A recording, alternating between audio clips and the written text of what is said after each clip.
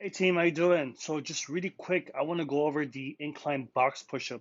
So if we don't have a bench at home, you can use a chair, you can use an ottoman is actually a good one.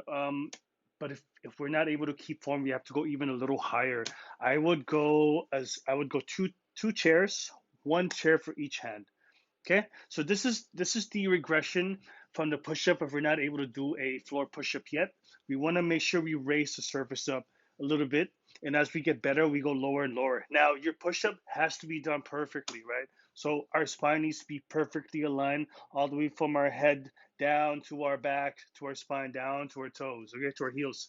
So if you're not able to do that, we need to make sure we raise up even if we're using a table, that's fine.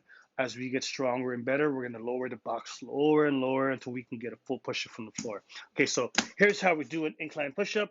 Make sure make sure to screw your hands into the bench. Make sure your shoulders are lined up perfectly over your wrist. Okay, you're forming a straight line all the way from your heel up to my shoulders.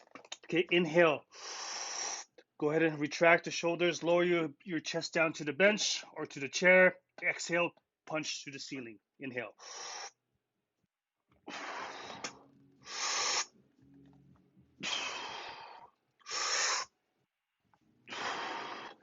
And that's how you do an incline push-up.